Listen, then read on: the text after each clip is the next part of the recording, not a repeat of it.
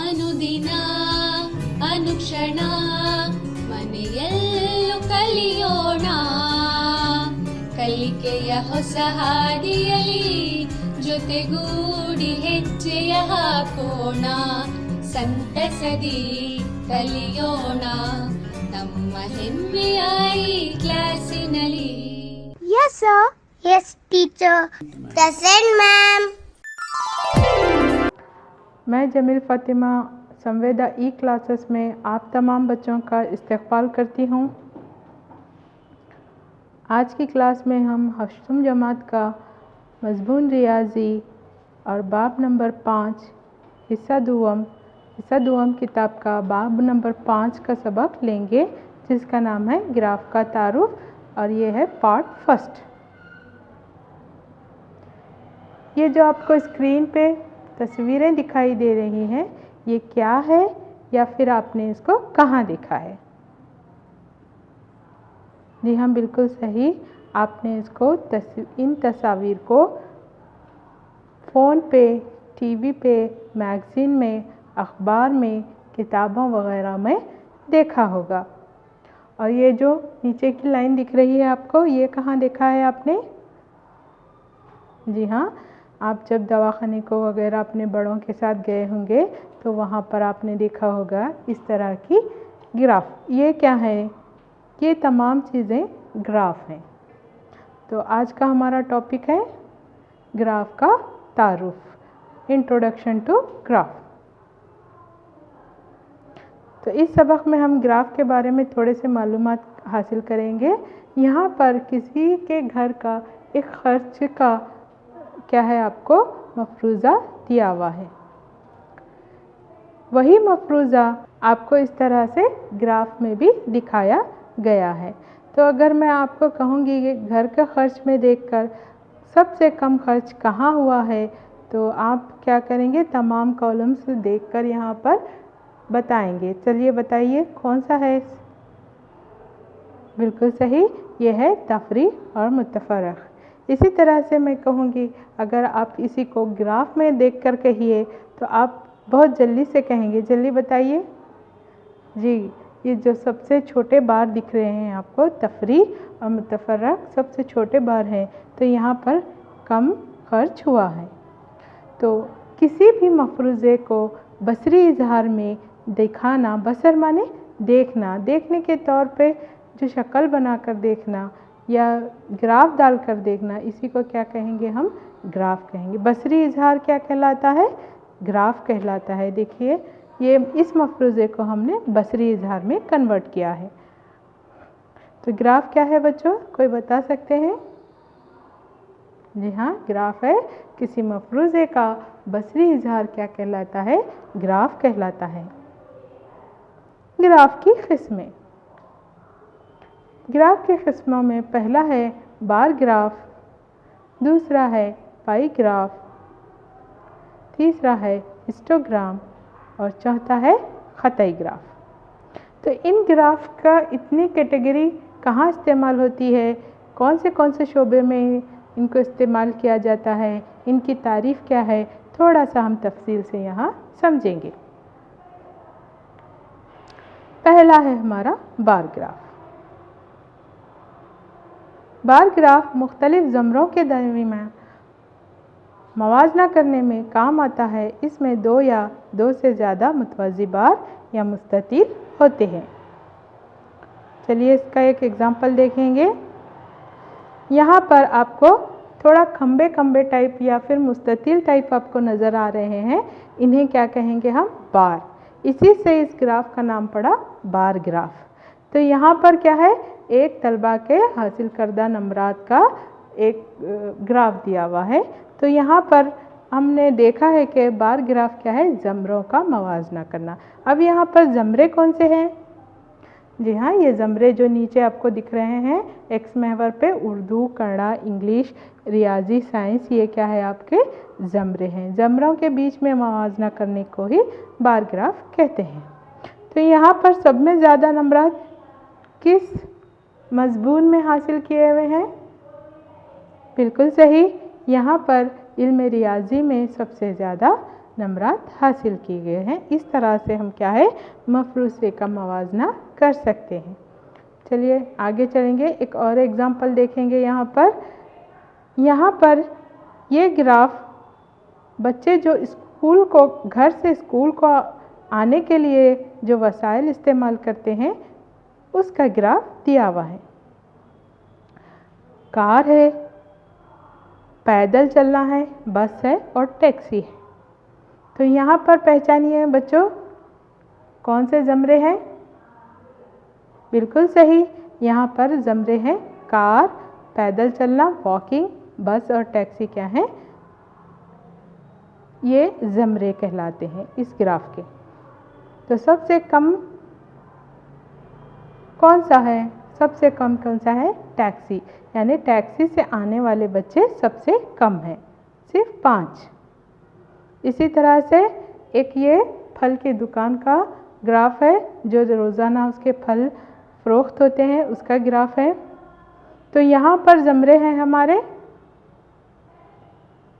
जी हाँ, एप्पल, बनाना, mango, orange, lemon, ये जो दिख रहे हैं ये है हमारे ज़मरे, कैटेगरीज, जिसे कैटेगरीज भी कहा जाता है इंग्लिश में।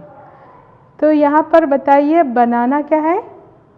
सबसे ज़्यादा बिकने वाला फल है। इसी तरह से एक और ग्राफ देखेंगे, बार ग्राफ में क्या है? दोहरे बार ग्राफ भी होते हैं, जैसे कि आप स्क्रीन पे देख रहे हैं। यहाँ पर क्या है? दुकान में फ़रोख्त होने वाले फलों का मवाजना ही किया जा रहा है, मगर यहाँ पर 2 दिन का क्या है मवाजना किया जा रहा है, पीर और मंगल को।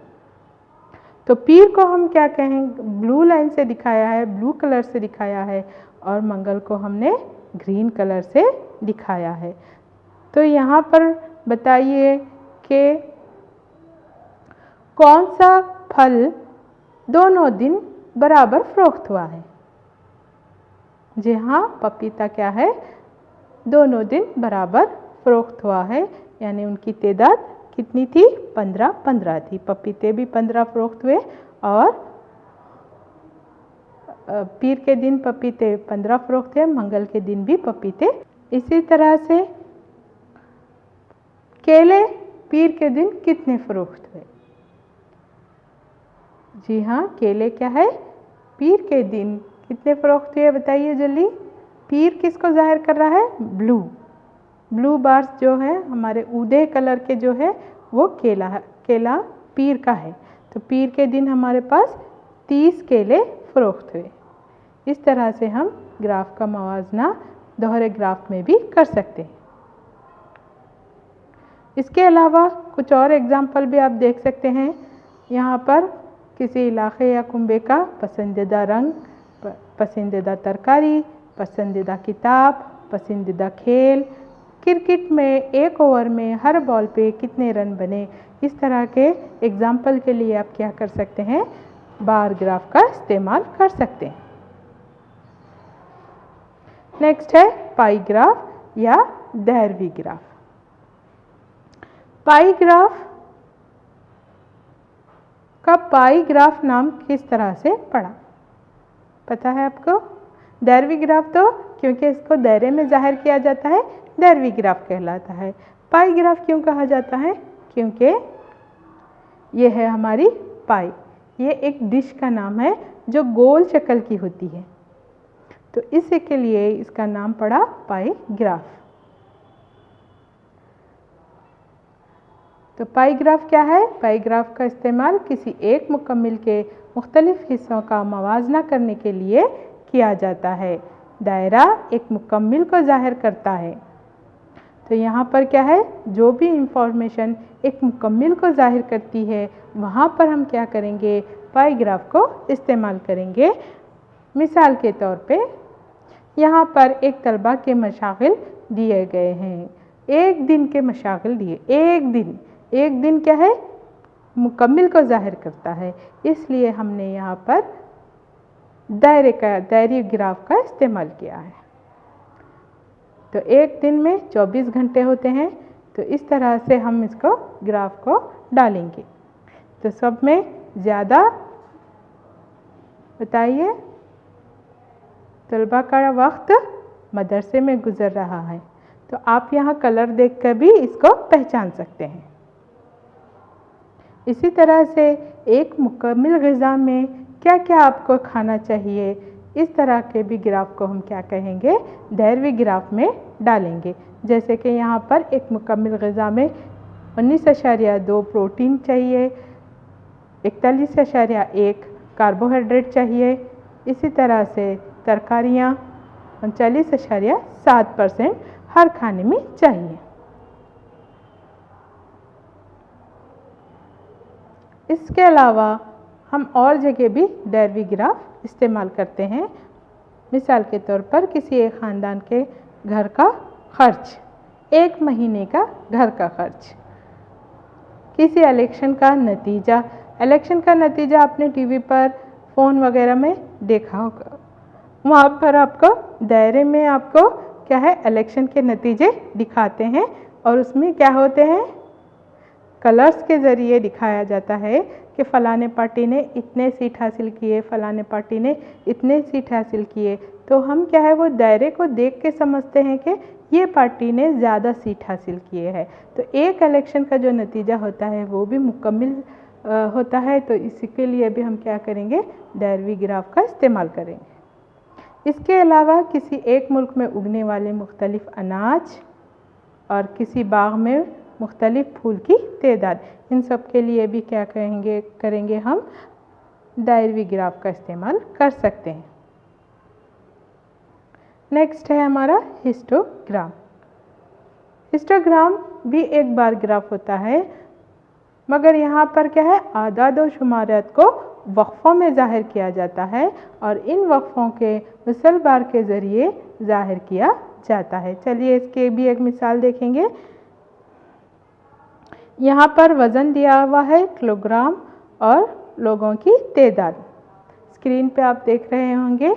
तो यहाँ पर इसका है हिस्टोग्राम यानी इसका ग्राफ। तो यहाँ पर गौर से देखिए, हमने कहा था हिस्टोग्राम में क्या है, आदाद व शुमार को वक्फ़ों में ज़ाहिर करते हैं। तो वक्फ़े कौन से हैं यहाँ पर, 40 से 45, 45 से 50, 50 से 55, ये क्या है, वक्फ़े होते हैं। यानी 40 से 45 के दरमियान जिसका भी है वज़न है वो इस कैटेगरी में आएगा। ठीक है। यहाँ जो मुस्ततिल आपको दिखाए जाते हैं ये क्या है, आपको सिलसिलेवार होते हैं। इनमें कोई भी गैप नहीं होता या खाली जगह नहीं होती। इसके अलावा यहाँ पर किसी क्लास का एग्ज़ाम का आपको परसेंटेज दिया हुआ है बच्चों का। तो यहाँ पर वक्फ़े कौन से हैं, यहाँ पर वक्फ़े हैं 0 से 9, 10 से 19, 19 से 29, ये क्या है, हमारे वक्फ़े हैं। वक्फ़े जब भी लेंगे तो वो होगा हमारा हिस्टोग्राम। इसके अलावा और भी एग्जाम्पल्स हम देख सकते हैं। किसी कंपनी में काम करने वाले लोगों की उम्र। इसके अलावा मुसाफिरों की तादाद और इनसे तय किया गया होने वाला फासले का। तो यहाँ पर आपके वक्फ़े दिए हुए हैं, इसके लिए आप हिस्टोग्राम का इस्तेमाल कर सकते हैं। ख़तई ग्राफ। ख़तई ग्राफ क्या है? ख़तई ग्राफ ऐसे आदाद व शुमारियत को पेश करता है जो वक्त के साथ लगातार बदलते रहते हैं। यहाँ पर किसी शहर का दर्जे हरारत का आपको दिया हुआ है ख़तई ग्राफ। तो यहाँ पर नीचे देखिए, सुबह 6 बजे से शाम 6 बजे तक का आपको ग्राफ दिया गया है। यहाँ पर देखिए, सुबह 6 बजे क्या है, दर्जे हरारत थोड़ा सा कम होता है क्योंकि माहौल में थोड़ी सी ठंडक होती है। उसी तरह से दोपहर के वक्त क्या होता है, दर्जे हरारत थोड़ा सा ज़्यादा होता है तो ठंडक भी थोड़ी सी कम होती, जिसकी वजह से दर्जे हरारत बढ़ता है। शाम के 6 बजे फिर माहौल ठंडा होने लगता है तो दर्जे हरारत फिर गिरने लगता है। तो इस तरह वक्त के साथ क्या है, दर्जे हरारत घट और बढ़ रहा है। इस तरह के एग्जाम्पल पे क्या लेंगे, हम ख़तई ग्राफ का इस्तेमाल करेंगे। इसके अलावा किसी दुकान का रोज़ाना मुनाफा, किसी शहर का दर्जे हरारत, स्टॉक मार्केट। स्टॉक मार्केट क्या है, आपने टीवी पे देखा होगा। स्टॉक मार्केट, फलाना कंपनी के शेयर्स बढ़े, शेयर्स की कीमत बढ़ी, फलाने कंपनी की शेयर्स की कीमत घटी, जो आप न्यूज़ में सुनते हैं स्टॉक मार्केट है। उसके लिए भी हम क्या कर सकते हैं, ख़तई ग्राफ का इस्तेमाल कर सकते हैं। फिर आजकल जो चल रहा है टीवी पे, न्यूज़पेपर पे, कोरोना के मरीज़, तो रोज़ाना कोरोना के मरीज़ घट और बढ़ रहे हैं। आप जानते हैं यहाँ पर भी हम क्या कर सकते हैं, ख़तई ग्राफ का इस्तेमाल कर सकते हैं। बार ग्राफ और ख़तई ग्राफ में थोड़ा सा डिफरेंस होता है। देखिए, इसको हम थोड़ा सा अलग से देखेंगे। यहाँ पर दोनों के सवाल भी देखेंगे तो एक सवाल में आपको वक्फे दिखाई देंगे हिस्टोग्राम में 40 से 45, जो एग्जाम्पल हमने अभी देखा है। और यहाँ पर बार ग्राफ में क्या होते हैं, ज़मरे, जैसा पहला एग्ज़ाम, दूसरा एग्ज़ाम, तीसरा एग्ज़ाम। और इनके ग्राफ में भी थोड़ा सा डिफरेंस होता है। यहाँ बार ग्राफ में क्या है, देखिए आप, थोड़ा सा गैप है, यानी खाली जगह है मुस्ततिल के दरमियान, जबकि हिस्टोग्राम में क्या है, आपको कोई भी खाली जगह नहीं दिखाई देती। अब चलेंगे मश्क की तरफ। सवाल नंबर 1 कुछ इस तरह है। ग्राफ, दर्ज झैल ग्राफ अस्पताल में एक मरीज़ का फी घंटा लिया गया दर्जे हरारत को जाहिर करता है। इस क्वेश्चन में क्या दिया हुआ है, आपको ग्राफ दिया हुआ है और ग्राफ के ऊपर चंद क्वेश्चन आपको नीचे दिए गए हैं जिसको आपको हल करना है। चलिए देखेंगे, यहाँ पर ग्राफ को समझने की कोशिश करेंगे या ग्राफ को पढ़ने की कोशिश करेंगे। एक बार आप ग्राफ पढ़ना सीख गए तो तमाम सवालात देना आपको, सवालात के जवाबात देना आपको आसानी रहेगी। तो यहाँ पर देखिए, नीचे की जो लाइन दिखाई दे रही है वो हमारी क्या होती है, एक्स महवर होती है। और ये लाइन जो खड़ी आपको दिखाई दे रही है वो है वाई महवर। तो एक्स महवर पे यहाँ पर क्या दिया हुआ है, वक्त, और वाई महवर पे क्या दिया हुआ है, दर्जे हरारत दिया हुआ है। और ये नुक्ते क्या दिखाते हैं कि ख़ास वक्त में मालूमात को दर्ज किया गया है, यानी कि सुबह 10 बजे आपके मालूमात दर्ज की गई हैं कि मरीज़ का दर्जे हरारत कितना था। देखिए 10 बजे 36 था। तो नुक्ते क्या दिखाते हैं, ख़ास वक्त में दर्ज किए गई मालूमात। और यहाँ पर देखिए वाई महवर पे नीचे थोड़ी सी टेढ़ी मेढ़ी लाइन है। ये टेढ़ी मेढ़ी लाइन क्या दिखाती है आपको, यानी ग्राफ तो मुद्दे से शुरू होता है, सिफर से शुरू होता है, मगर हमारी ग्राफ यहाँ पर 34 से शुरू हो रही है। तो यहाँ पर टेढ़ी मेढ़ी लाइन का मतलब है सिफर से 34 तक का जो दर्जे हरारत था वो आपके लिए वहाँ से कम किया गया है या फिर हटाया गया है, या वो गैर ज़रूरी है। यहाँ पर देखिए इंसान का दर्जे हरारत 34 से नीचे तो होता ही नहीं है, तो वहाँ पर आपको ये गैर ज़रूरी हो जाता है कि सिफर से 10 तक लेबलिंग करते हुए आप ग्राफ डालें। तो यहाँ पर क्या है, 34 के ऊपर दर्जे हरारत होता है तो सिफर से 34 का जो हिस्सा है आपके लिए वहाँ से हटा दिया गया है। चलिए अब क्वेश्चन को हम यहाँ पर हल करते हैं। मरीज़ के दोपहर 1 बजे दर्जे हरारत क्या था। तो दोपहर मतलब दोपहर कहाँ है, हमारा वक्त एक्स महवर पे है, तो एक्स महवर पे हम चलेंगे 1 बजे इस तरह से, और वाई महवर पे देखेंगे ये कहाँ तक पहुँच रही है, 36 और 37 के दरमियान चल रही है। तो 36 और 37 के दरमियान हम क्या करेंगे, 36.5, यानी 36 के ऊपर आधा। तो उसको रियाजी में कैसा लिखेंगे, 36.5। तो यहाँ पर जवाब लिखेंगे हम, मरीज़ का दोपहर का 1 बजे का जो दर्जे हरारत था 36.5 डिग्री सेल्सियस था। बी क्वेश्चन देखेंगे, कब मरीज़ का दर्जे हरारत 38.5 डिग्री सेल्सियस था। तो यहाँ पर देखिए दर्जे हरारत कहाँ है, वाई महवर पे है, ठीक है। तो वाई महवर पे हम 38.5 इस तरह से लेंगे, 38 और 39 के दरमियान 38.5 लेंगे। और ये एक्स महवर पे कहाँ बता रही है, तो ये दिखा रहा है दोपहर के 12 बजे। तो हम यहाँ पर जवाब लिखेंगे, दोपहर के 12 बजे मरीज़ का दर्जे हरारत 38.5 डिग्री सेल्सियस था। सवाल नंबर सी, इस पूरे वक्फे में मरीज़ का दर्जा हरारत 2 वक्तों में एक सा था। ये दोनों औक़ात क्या हैं? तो ग्राफ को गौर से देखिए, हर लाइन ऊपर या नीचे की जानिब जा रही है, मगर एक जगह ऐसा है कि लाइन सीधी है। ढूंढ लिया आपने? हाँ, यहाँ पर है वो सीधी लाइन। तो ये कहाँ बता रही है? दोपहर 1 बजे से 2 बजे के तक। दोपहर 1 बजे से 2 बजे तक लाइन क्या है? बिल्कुल सीधी है। न दर्जे हरारत घट रहा है और ना ही बढ़ रहा है, न नीचे जा रहा है ना ही ऊपर बढ़ रहा है। तो यहाँ पर लेंगे हम एक सा हरारत। तो एक सा दर्जे हरारत यहाँ पर 1 बजे से 2 बजे तक। तो जवाब लिखेंगे हम दोपहर के 1 बजे से 2 बजे तक क्या है? मरीज़ का दर्जे हरारत दोनों वक्तों में एक सा था। दोपहर 1:30 बजे मरीज़ का दर्जे हरारत क्या था? इस नतीजे पे आप कैसे पहुँचे? तो 1:30 बजे हम लेंगे, 1 और 2 के दरमियान हम क्या करेंगे? 1:30 लेंगे। अब वाई एक्सिस पे चलेंगे, ये कहाँ पर बताता है? देखिए, ये बता रहा है 36 और 37 के दरमियान। 36 और 37 के दरमियान हम क्या लेंगे? 36.5, यानी 36 के ऊपर आधा लिए तो 36.5। तो जवाब लिखेंगे हम दोपहर 1:30 बजे मरीज़ का दर्जे हरारत कितना था? 36.5 डिग्री सेल्सियस था। अभी देखिए नेक्स्ट आगे क्वेश्चन पूछ रहा है, इस नतीजे पर आप कैसे पहुँचे?